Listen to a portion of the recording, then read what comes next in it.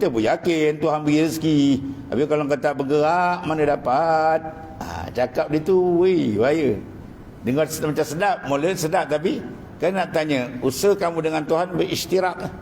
Bersekutu ke? Kamu berpakat ke dengan Tuhan? Kau datang ke nian, rezeki dah siap. Ya. Jadi faham sini pula bukan makna menolak usaha dan ikhtiar. Usaha ikhtiar itu zahir. Yang kita bincang di batin dalam akidah rohani. Adapun usaha itu disuruh syariat. Oleh kerana kita tak tahu rezeki kita banyak mana di mana, maka syariat suruh carilah, tak ada masalah. Dia nak berniaga ke nak jadi jutawan ke, pergilah, tak ada hal. Yang kita bincang di dalam konteks kita dengan Allah, jangan terjejas, ya. Bila dia faham sini, dia dapat rezeki, baru dia akan dia rasa haza min fadli rabbi, ini semua kurniaan dari Allah. Kalau dia tak faham, tak pandang azali, dia dapat dia rezeki banyak, dia angkat kepala. Ini saya susun ni saya. Saya susun strategi ni. Kalau saya tak susun, mana boleh dapat, kan? Yang seorang pula tukar Jack, memanglah tuan kalau tak ada memang tak jadi. Tahu tak apa itu? Wah, besar syaitan. Dua-dua tu besar syaitan.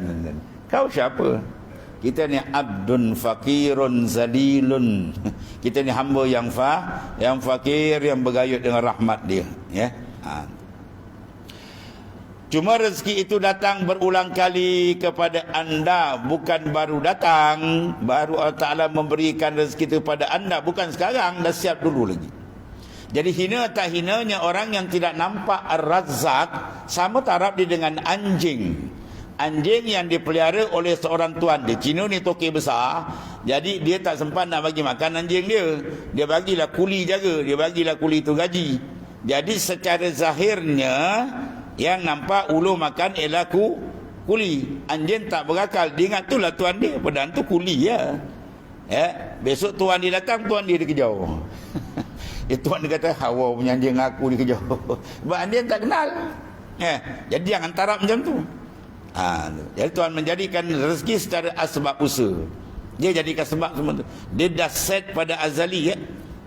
Rezeki kita ni datang dari dia, kemudian sebab dari dia, usaha ikhtiar dari dia, semua dia dah set benda tu. Ya, jalan cantik. Sebab tu disuruh kita memandang af'al Tuhan.